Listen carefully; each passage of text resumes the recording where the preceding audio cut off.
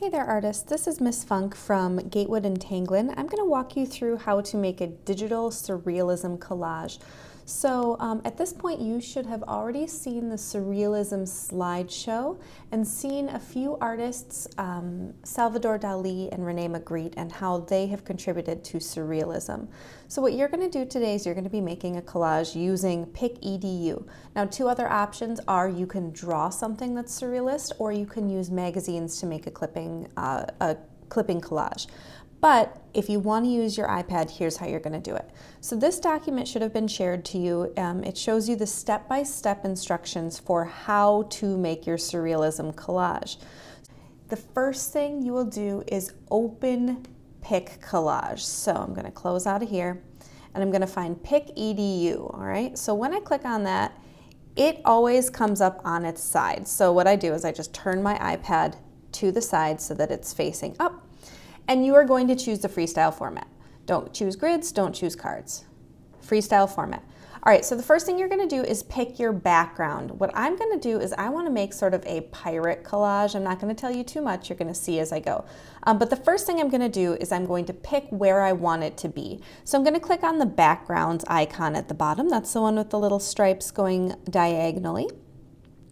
And what I'm going to do is I'm going to search for a background. I'm not going to use any of the presets. I'm going to click on the little magnifying glass. All right, so I could look through here. There's a few searches that they are suggesting, but I want to search for my own. So I'm going to search up iceberg. All right, so now I'm looking through here and I want to find an iceberg that's going to work for my project. I think I'm going to choose the first one in the second row. So once I've clicked on it, I need to click tap the turquoise little mark that has a check mark in it. Okay, and if you like the picture, then you're going to click the other little check mark down in the bottom right. Okay, so there's my background. This is going to stay in the back. All the other pictures you put are going to go on top of it. So now what I'm going to do is I'm going to start searching for some images that I can manipulate to turn into this surrealism type artwork. So what I'm going to be doing is I am going to add at least 2 images that I can use those surrealism techniques to alter in some way. This may include scale, so changing the size of something, levitation, making it float. Juxtaposition and dislocation are pretty similar. They basically mean putting something where it doesn't belong, changing things up, maybe in the environment or the accessories that something has. And then transformation and metamorphosis, that would be turning something into another thing before our very eyes. In that slideshow that you looked at, the elephant with the butterfly ears was going through a transformation or metamorphosis. It's kind of mixed together. All right, so what I'm gonna do is I'm gonna search up a web image. So look down at the bottom, go over toward the right, web image. I'm gonna tap that with my finger. And I am going to be searching up a banana. I want to make a boat out of a banana. Now on the instructions, it says type PNG after the image search to find images that are already cut out. I am going to show you that on one of my images that I add, but I also want to show you how you can cut out the pictures yourself. So I'm going to type in banana, there we go, search it up, and I'm going to find myself a good banana, first one. That'll work. Okay, so this is not gonna look realistic because it has that white box around it. So what I need to do is I need to double tap on the image to edit. So I'm gonna take one finger and I'm going to tap it twice quickly. 1, 2. All right, now I can change the color of it using the effects. I can cut it out, which is what I wanna do. If I wanted more than one banana, I could duplicate it. So that means making a copy of something.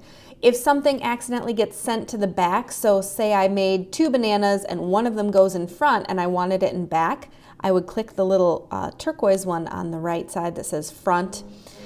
Set as background. I don't want to do that. I already have my background. And then there's more things that you can do. I'm going to click cut out just once with my finger. And what I'm going to do is I'm going to trace around the banana pretty close, but it doesn't have to be perfect. And I'll show you why.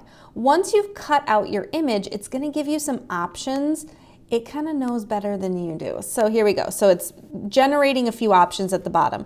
So if I go with what I have right now, it's going to look okay, but I'm going to click the option next to it. Look at that. It really tight-lined right around my image. So I'm going to say, yep, that's good. Now, if I take this, I'm going to take 2 fingers, make a peace sign. I can grab onto that banana, I can move it around, I can change the size. Now this banana boat is looking pretty good. I've got it on its side, but I want to do something to make it look like it's actually in the water. So I'm going to show you how to do that. I'm going to double tap it again, tap, tap. Uh-oh, what did I just do? Go back.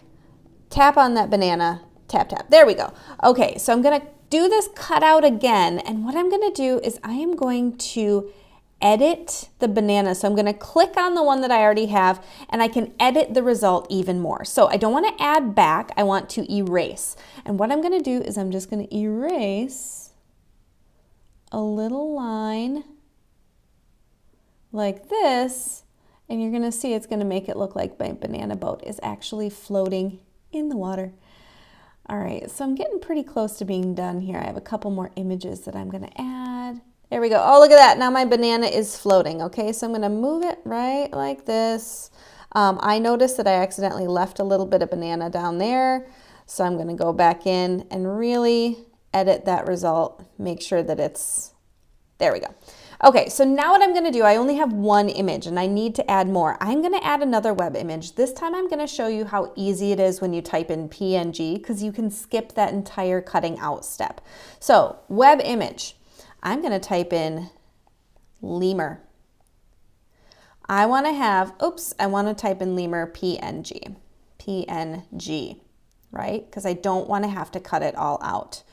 All right, I'm looking here and I think this little lemur is going to be perfect for sitting on my banana boat. I'm going to move him right here. Overlap them. So again, if you wanted something, if you have it in front of your banana and you want it behind, tap twice, tap, tap, and then click back. I don't want it to look like that. I want it to look like he's actually sitting on the banana. So I'll tap him again, bring him to the front.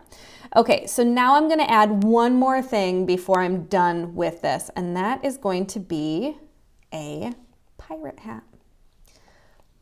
Pirate hat PNG. Okay, right? The PNG cuts it out for you. That is something that I learned from one of my amazing students at Tanglin. DJ, thank you for that tip. I've gotten so many amazing tips from all my students at Tanglin and Gatewood. That is my favorite. All right, so I've searched for it. Here's the pirate hat I want. And I'm gonna use my 2 fingers, that peace sign, and I'm just gonna move it and reshape it and resize it until it's just the way I want. Oh my goodness. There we go, I'm done. So I'm going to click the button that says done in the upper right-hand corner. And now it's going to give you options for how you want to turn it in. And this is going to be more dependent on how your teacher wants you to turn things in. So if you have Google Classroom or Seesaw, or whether they want you to be emailing things to them, you can print it if you like the picture and you have a printer at home. I'm not going to be printing mine. It automatically saves to your Pic Collages, but you can also save it to your camera roll. And that's what you would click Save to Library. If you are going to be handing it in via Seesaw or Google Classroom, you're going to click on the icon that says More, and it has 3 dots. And you'll see Seesaw, Mail, Airdrop. At Tanglin, we did end up airdropping, but we're not going to be doing that today because you're not within range of your teacher, so you can't be airdropping it to them. So that's as far as I'm going to take you on here, using the document and using your Pic Collage, PicEdu app. I hope you have so much fun creating a Surrealism collage or creating many Surrealism collages. There's so much that you can do with this app. I love it. All right, thanks so much for watching. Bye for now.